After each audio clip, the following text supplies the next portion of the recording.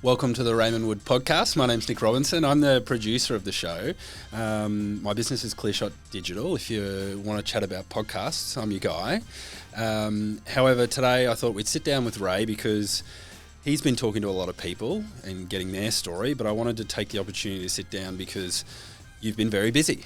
There's a lot going on, and I wanted to take the opportunity to speak to you a little bit about the academy that you've got coming up. We've had a lot of comments and messages come through the socials and the website about what's going on. So, Ray, could you give us a bit of insight as to the academy and where we're up to in the process? Yeah, so obviously it come from listening to the complaints departments of parents in Australia. Obviously, any sport you play is very expensive in Australia. As we all know, if you play football in Europe, where I'm from, football's free. You don't pay for it.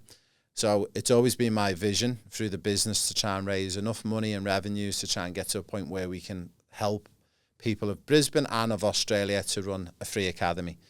We're at that point now where we've got trials coming up in January for Brisbane, and they're going to be in December, I believe. And the idea is we are going to start Australia's first full free football academy in week 2 of term 1 in 2025. So we're going through the process of trying to get it out there. It's not just for the so-called elite players within their age group. It's for a whole host of players. It's for boys and girls. We've got 60 places for girls, 60 places for boys, and it's open to all levels and all ability levels. It's aimed at players between 8 and 16 years of age, and that's what we're trying to attract in. And we're offering roughly 10 players for boys and girls at each age group as we go through. Is this the first time you've done something like this? Well, we do a lot of our stuff like our objective testing, the pro player pathway, the football forum. It's all free to come. It doesn't cost anything. You can literally come and join us for any of our events and you can leave at the end of the day and you don't have to spend $1. And that's always my way I like to operate. I like to showcase what we've got to offer. Obviously, with some of our programs, there is a cost involved if you want to work with me and with our team. But yeah, it's the first we've ever done a free academy that's going to be running full time. And let's talk about the timing of this event, right? So you're looking at running something that starts in term 1 of the school year next year? Yeah. And how do people get involved? So you can go to our website. We've got our links on socials, and you can even drop us an email to service@eurofootballstar.com. We'll send you an application. You can complete the application. Everyone is going to be welcome to come and trial with us. We do a series of tests and interviews to see if you're a fit for the academy, because also what we don't want is we don't want families signing up to it, coming along because it is free, and then not committing to it. We want to make sure the families who are coming with us are really committed to improving in the football and maybe want to kick on to that next level as well, and we want to help you with that. Yeah, can you tell us a bit about what you hope that experience is going to be like for kids and parents? Yeah, one of the big things that we've been conscious of, unfortunately, football and sports in general tends to be very political in the landscape in Australia. Schools don't talk to academies don't talk to clubs, and the communication's really poor. We're trying to open up that communication. So what we're saying is, if you're part of a club, if you're part of another private academy, if you're part of a school, we embrace that. We want this to be a bolt-on top of everything you're doing. If you want to be successful in any sport and anything in life, you need to practice lots and lots. So as a player, if you're 10 years of age, you should be doing about 11 hours a week of sport, of which 7 or 8 should be football. So for most players, they might play at a club, let's say, as an example, in Brisbane, you've got, say, Brisbane City. You could be part of their academy and you train them 3 nights a week and you're playing a game of a weekend. Now, for any boys and girls and families who've got aspirations of the son or daughter, maybe playing A-League or W League or Premier League one day or in Europe, you need to do more. You cannot do 3 sessions a week and 1 game of a weekend and aspire to make it. So what we've done is we've added this on so players can come and join us. We're going to have 2 opportunities of a morning, 2 different mornings, 2 different afternoon sessions, and we're looking for a commitment of a player to commit to at least 2 sessions a week, 1 morning and 1 afternoon. It's going to top up those vital hours that they're not getting to make it potentially as a pro, and also to get a different perspective and coaching, because the curriculum that we're going to follow is the same curriculum that I worked on for many years in the Premier League, where we developed superstars like Jude Bellingham, Phil Foden, Lauren James, Trent Alexander-Arnold. There's many players I've worked with over the years, so it's going to give them that little bit of European flavour And again, it's not to go against the clubs or current academies they're with, it's to complement what they're currently doing. Yeah, that's really interesting here, because you've, throughout the other episodes that we've had and the presentations that we watched, one of the things you talk about often is the amount of football that kids should be playing. So essentially, are you talking about extra training? Are we talking about extra competition? Are we talking about extra touches? What do you, like, everything? Yeah, it's extra training and extra touches. So one of the big things we learned when I worked in the Premier League, and I worked on a big, huge Premier League review back in 2010 all the way through to 2014, was the kids in England at the time weren't touching the ball enough, and the more repetition and the more consistent you get with your touches and the more you're on the ball, the better you get. Also, what we do is we do very heavily individualised sessions. So even though they're in a group setting with maybe 10 players in the squad, they will touch the ball 5,000 to 6,000 times within an hour or 90 minutes. And that's what we're looking to do, is increase all those individual touches of the ball. Once players are able to manipulate the ball and the more they touch it, naturally agility, balance, and that will all sort of come together, the coordination and then speed. So we call that the ABCs in England. Can you help me understand a bit about the academy system in the UK? Are you trying to replicate it, or are you just trying to add to what Australia has to offer? Yeah, I think to try and go to a full model like we've got in England, where you're an academy player at, say, Liverpool Football Club, and you're training 5 nights a week, 5 mornings, and you're playing a game of a week, and that's going to be very hard to replicate. So we understand there is a paid model in Australia, and I get that. But what we're trying to do is, for all those families who are paying at clubs and other private academies, we want to try and offer something for free. So those guys who want to make it as a pro and kick on with the football, whether they be a girl or a boy, there's an opportunity to get this extra academy training for free, and they're going to be with the highest qualified coaches and arguably the best curriculum on the planet, because this curriculum is the same curriculum that produces Premier League stars every year. Why are we going to the trouble? Like, you've created a successful program. We're putting players into Europe. Why are you going to the trouble of putting this together? I'm trying to set an example. Like, one of the big things is that it really frustrates me that I've been here 18 years, and you've got, Football Federation Australia can quite easily, if I can do this as a one-man band and I'm able to set this academy up for free, I'm trying to set an example and try and put a stone in the water, so to speak, to create some waves, because I just find that, unfortunately, sometimes there's too many blockers or excuses. So I think by me setting an example as a one-man band who set the business up, Euro Football Star, we're now at the point where we're nearly at 20 members of staff, and we're now able to offer this free academy. If I can do it, then surely the federation or the state federations can start to look to do this. And I'm just trying to showcase and give them an example that it's possible. And I think my vision and my dream is, by the time I come to retire when I'm 65, 70, 75, I'm hoping that we don't have this problem anymore, that there is an opportunity, no matter your age or your financial situation, your son and daughter can go and play football. And for the ones who are talented and the ones who've worked at it to become talented, they shouldn't be paying $3,000, $4,000, $6,000 a year. It should be free.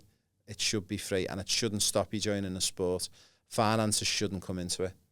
Can I get a bit more information on the type of training you want to put forward? You mentioned you're going to follow the UK system, but what does that actually mean? So one of the big things that we changed within England, we realised that we needed to follow a bit more of a plan and have a strategy. So we went right back down to the grassroots, and we identified there was what's called the 4-corner model. So it's identifying physical, technical, tactical, and social elements of training. So you need to make sure you encompass those 4 corners into your session, into your game, or whatever it is you're preparing. Also, one of the big things that we've done in the UK, we created a course for coaches called the Youth Award modules, and it's actually recognising that players aged 8 to 11 need something different than players aged 12 to 15. So it's going through what we call a youth phase, which is players aged 8 all the way through to 18. So it's identifying that players are at different parts of growth and going through adolescence, and also they require different teachings, and the level and the sort of the technical aspect of it, what we're going to showcase and educate the kids with, is just going to be second to none.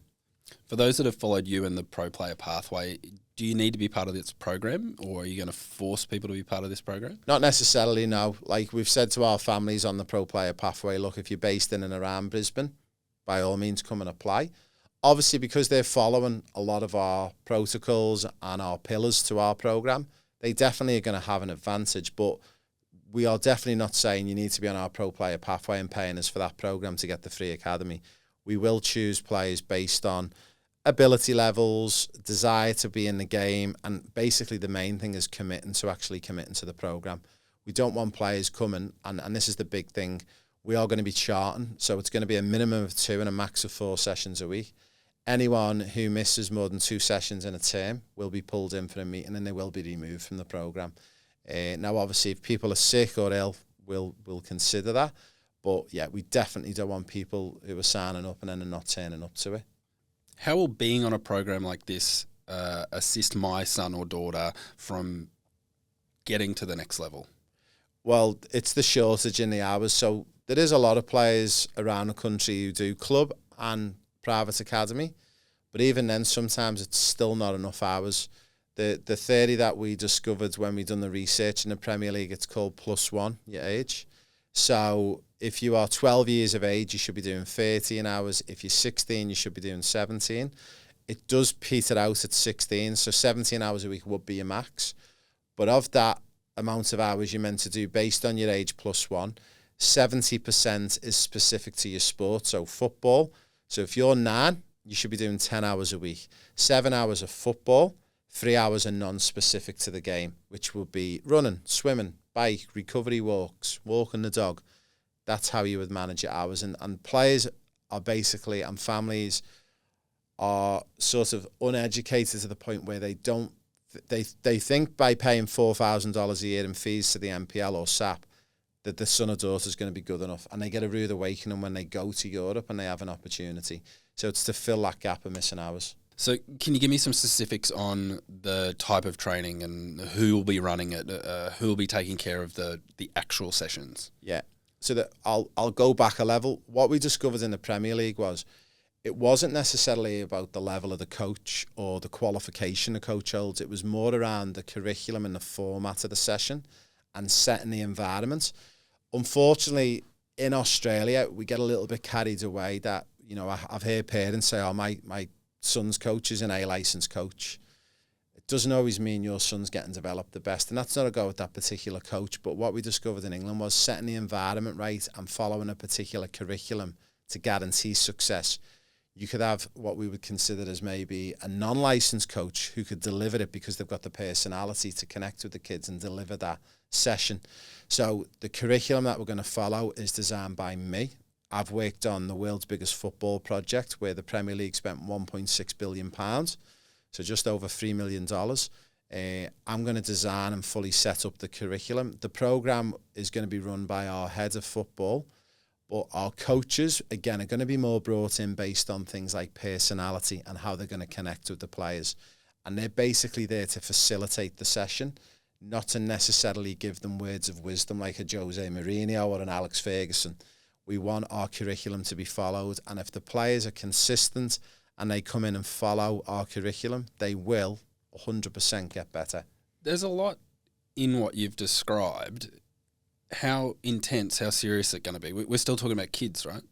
Yeah, so again, like we've got players coming in from the ages of about 9 and 10 upwards to 16. Obviously, we want it to be fun for them, but also there is a level of seriousness as well, because these are boys and girls who are already doing so much football and really want to push on and kick on with the football.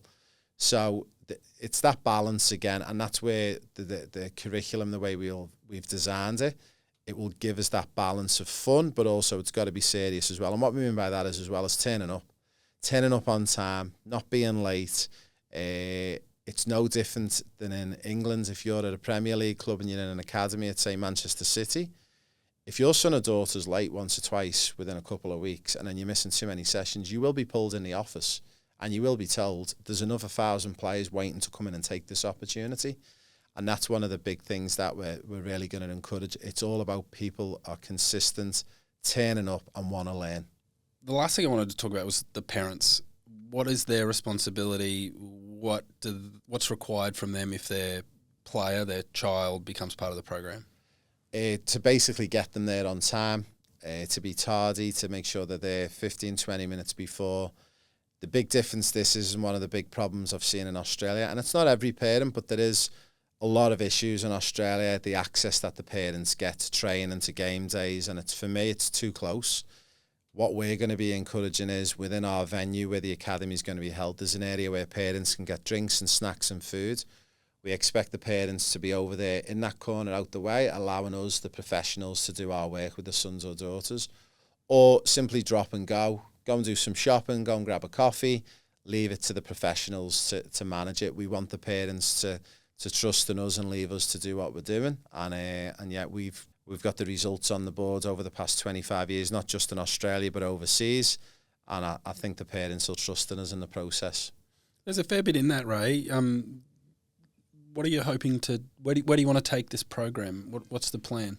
The plan is hopefully we open up one of these in every major state of the country. So the idea is Brisbane for January 2025, then the following January we're looking for Sydney, and then we're going to look for Melbourne and then also Perth as well. I mean, in an ideal world, maybe we could roll 2 a year, but we've got to just go in small steps. Then, again, we're open to the likes of the Football Federation Australia, any of the state federations. If they want to come and have a look, they want to come and speak to us to see how we're doing it and how we're providing the funding for it. I'd love to share it all, because I would love more venues and more academies to be offering this as well. Thanks for your time, mate. I think that there's a bunch of info in there for everyone. Yeah, thank you.